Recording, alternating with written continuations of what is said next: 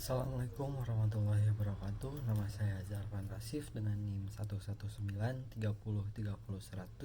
dari HTN 2B.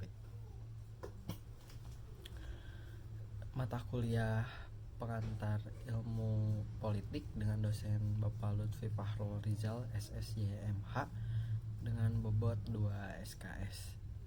Pertama-tama, tujuan dari mata kuliah ilmu politik ini ialah menurut Leo Stars dan Sheldon Wolin, mereka mengemukakan bahwa tugas untuk ilmu politik adalah untuk mendapatkan kearifan tentang sifat-sifat manusia dan politik itu sendiri. Baik, selanjutnya pertemuan pertama dengan tatap muka diisi dengan perkenalan dan pengertian tentang dosen adalah pendidikan profesional dan ilmuwan dengan tugas utama mentransformasikan, mengembangkan, dan menyebarluaskan ilmu, pengetahuan, teknologi, dan seni melalui pendidikan, penelitian, dan pengabdian terhadap masyarakat. Yang selanjutnya, pengertian perguruan tinggi adalah satuan pendidikan tinggi yang dapat menyelenggarakan program-program akademik, profesi, dan atau vokasi. Selanjutnya, Tridharma perguruan tinggi adalah salah satu tanggung jawab yang harus ditopang penuh oleh seluruh mahasiswa.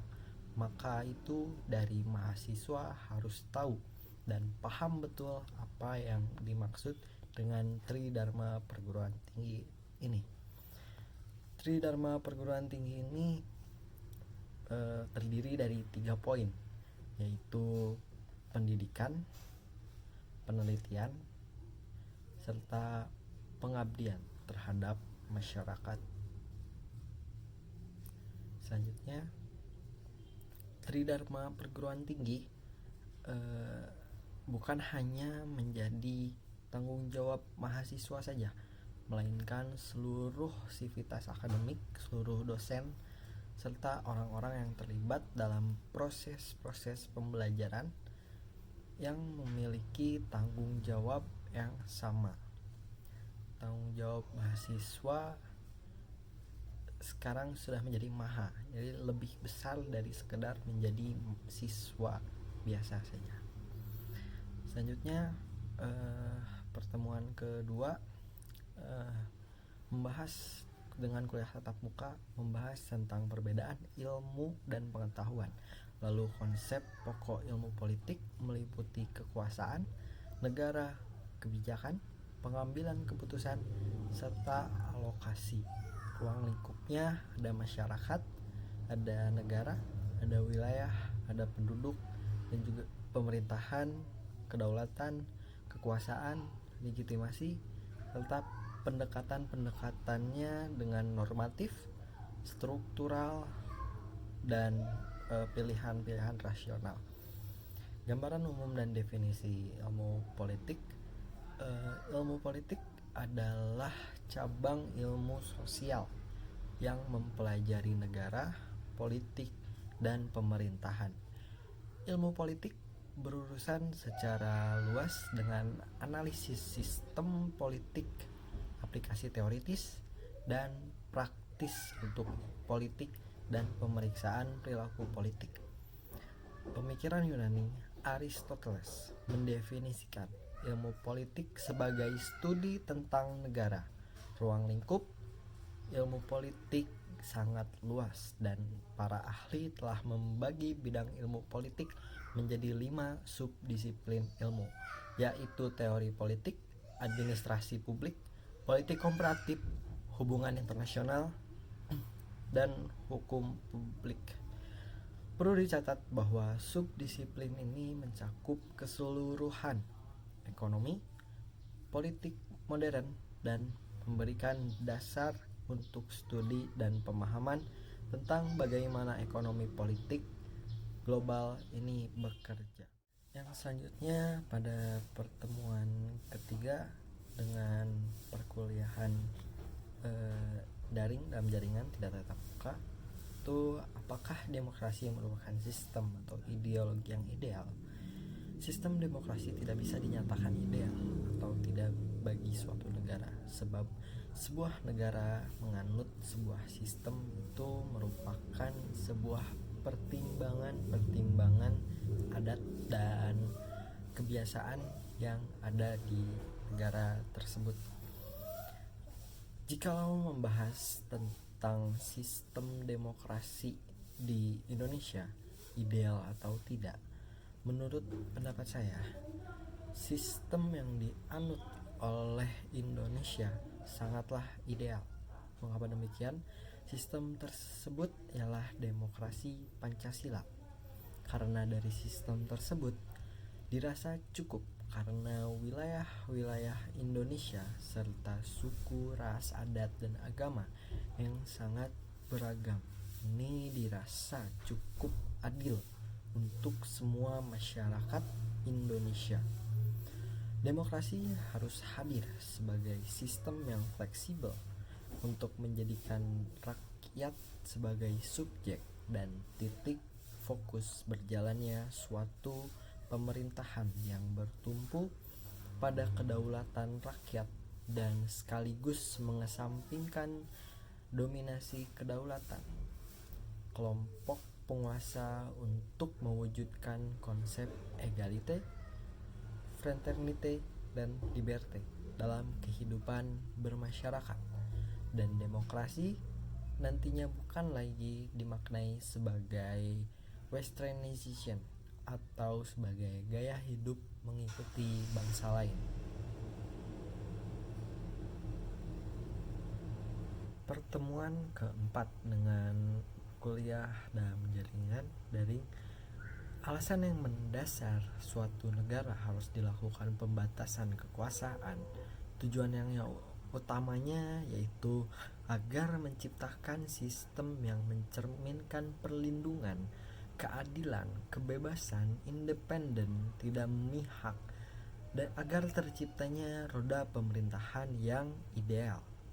Serta dalam Al-Quran, jelas dalam Quran surat Al-Hadid 57-25, menurut Muhammad Alim dan bukunya Trias Politika dalam Negara Madinah, bahwa makna ayat yang tersebut adalah Rasulullah SAW yang tugasnya menyampaikan hukum-hukum Allah Subhanahu Wa Taala, melambangkan eksekutif, serta kitab Al-Quran melambangkan perundang-undangan atau legislatif, dan neraca melambangkan peradilan, yaitu yudikatif.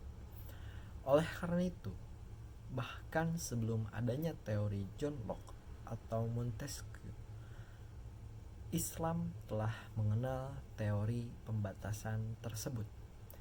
Jadi itu sebagai dasar adanya teori pembatasan. Pertemuan kelima, adanya hak asasi manusia atau HAM merupakan penghormatan terhadap sesama individu. Setiap orang memiliki kedudukan, hak, dan kesempatan yang sama dalam setiap hal. Di Indonesia terdapat pada pasal 27-34 di dalam Undang-Undang Dasar Negara Indonesia yang mengatur tentang hak asasi manusia. HAM di Indonesia masih belum bisa disebut sempurna dijalankan sepenuhnya dikarenakan banyak faktor-faktor pelanggaran HAM yang sudah pernah terjadi di Indonesia. Kasus-kasus pelanggaran HAM tersebut antara lain adalah peristiwa Trisakti, peristiwa Tanjung Priok, kasus pembunuhan Marsinah, hingga penggusuran paksa yang kemarin di Taman Sari. Menurut saya tidak manusiawi dan itu melanggar HAM. Oleh karena itu, penerapan HAM di Indonesia belum sepenuhnya. Hanya masyarakat kelas atas yang bisa sepenuhnya merasakan atau menikmati HAM ini. Namun masyarakat kelas bawah sulit mendapatkannya. Ini mencerminkan keadilan apapun di Indonesia masih tajam ke bawah dan tumpul ke atas. Pertemuan ke-6 yaitu para ilmuwan politik memandang bahwa sesungguhnya politik meliputi komunikasi karena banyak definisi komunikasi yang telah ternoda oleh politik atau mengandung makna politik, terutama karena komunikasi pada umumnya bertujuan mempengaruhi atau berkaitan dengan aspek pengaruh atau influence, sedangkan politik mencakup juga pengaruh konsep khusus dari kekuasaan sebagai titik sentral kajian politik. Setelah menurut saya, budaya politik yang terjadi di Indonesia adalah budaya politik partisan. Budaya politik partisan merupakan budaya politik di mana masyarakat menganggap dirinya mampu orang lain sebagai anggota aktif maupun orang lain sebagai anggota aktif dalam kehidupan politik. Mereka sadar akan hak dan kewajiban, bukan saja mengharapkan sebagai anggota masyarakat yang hanya menerima keputusan, disiplin, dan tunduk terhadap keputusan yang ada. Justru sebaliknya, masyarakat aktif sebagai proses politik itu sendiri. Namun masih ada sebagian kecil yang masih buta dengan politik, namun itu menjadi minoritas. Sekarang ditambah komunikasi informasi yang sangat pesat dan semakin kreatif, masyarakat makin menyukai budaya politik ini. Dan pertemuan yang terakhir, pertemuan ke-7, partisipasi politik dalam analisis politik modern. Partisipasi politik merupakan suatu masalah yang penting. Pada awalnya, partisipasi politik memfokuskan diri pada partai politik sebagai pelaku utama. Tetapi dengan berkembangnya demokrasi, banyak muncul kelompok-kelompok masyarakat yang ingin mempengaruhi proses pengambilan keputusan. Selanjutnya, perwakilan politik. Ada beberapa istilah yang bisa digunakan dalam menyebut lembaga perwakilan. Di antara lainnya yaitu legislatur, assembly, dan parlemen. Istilah lembaga legislatif atau legislatur mencerminkan salah satu fungsi utama dari lembaga tersebut, yaitu pembuatan undang-undang atau legislasi. Sedangkan istilah assembly menuju pada pengertian bahwa lembaga tersebut merupakan wadah berkumpul untuk membicarakan masalah-masalah publik. Istilah parlemen mempunyai pengertian yang hampir sama dengan istilah assembly, dengan asal kata parler yang berarti bicara dan parlemen dianggap sebagai tempat bicara atau merundingkan masalah-masalah kenegaraan. Yang selanjutnya, pengertian dengan partai politik ialah sekelompok orang yang berada dalam satu kelompok yang terorganisir. Kelompok tersebut terdiri dari orang-orang yang mempunyai ideologi tertentu dan mempunyai tujuan yang sama. Tujuan utama dari partai politik adalah mendapatkan kedudukan atau kekuasaan politik di suatu negara. Demi mencapai tujuannya, partai politik menggunakan cara-cara yang bersifat konstitusional. Ada 4 fungsi utama dari sebuah partai politik. Yang pertama sebagai media komunikasi, yang kedua sebagai media sosialisasi, yang ketiga sebagai media perekrutan, yang keempat sebagai media pencegahan konflik. Sistem klasifikasi partai politik. Yang pertama adalah ada sistem satu partai atau sistem partai tunggal dinamakannya. Yang kedua sistem dua partai. Yang ketiga sistem multi partai. Klasifikasi partai politik, yaitu klasifikasi partai politik dapat didasarkan atas beberapa hal, yang antara lainnya ada dari segi komposisi, fungsi keanggotaan, dan dasar ideologinya. Dalam klasifikasi berdasarkan komposisi dan fungsi keanggotaan, partai politik dapat dibagi dalam dua golongan, yaitu partai kader dan partai massa. Klasifikasi partai politik dapat juga didasarkan atas sifat dan orientasinya. Dalam hal ini, partai politik dibagi atas partai lindungan dan partai ideologi atau yang bisa disebut asas. Partai lindungan umumnya memiliki organisasi nasional yang kendor, meskipun pada tingkat lokal seringkali cukup ketat. Partai ideologi atau partai asas adalah partai yang mengikat diri pada ideologi atau asas tertentu dalam menyusun program kerjanya.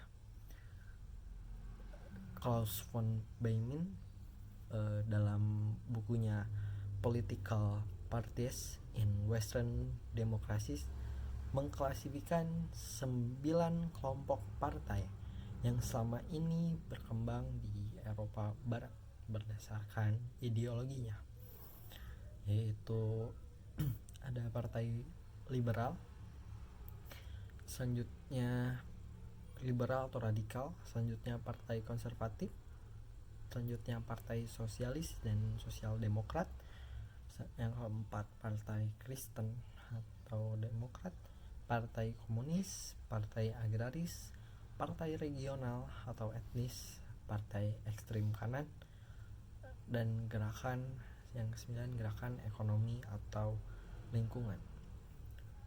Von Beymin tidak menutup kemungkinan bahwa ada partai-partai politik dengan ideologi lain yang kemudian tidak bisa dimasukkan ke dalam klasifikasi yang ia buat tersebut. Berkembangnya partai politik di Indonesia dapat digolongkan dalam beberapa periode. Periode perkembangannya dan sistem kurun waktu mempunyai ciri dan tujuan masing-masing. Periode perkembangan tersebut adalah yang pertama, ada periode masa penjajahan Belanda, yang kedua, masa pendudukan Jepang, yang ketiga, masa merdeka, yang keempat, masa reformasi. Dari pembahasannya sistem kepartaian di atas dapat kita tarik beberapa kesimpulannya. Setiap negara mempunyai latar belakang sejarah dan tradisi politik yang sangat berpengaruh dalam pemilihan sistem kepartaian negara. Dapat dikatakan bahwa pembangunan politik biasanya diikuti oleh perkembangan kehidupan sistem kepartaiannya tersebut. Sekian dari saya, Zalfan Rasif dengan NIM 1193030 100 untuk memenuhi UTS pengantar ilmu politik. Sekian, marhaban ya Ramadan. Mohon maaf lahir batin. Assalamualaikum warahmatullahi wabarakatuh.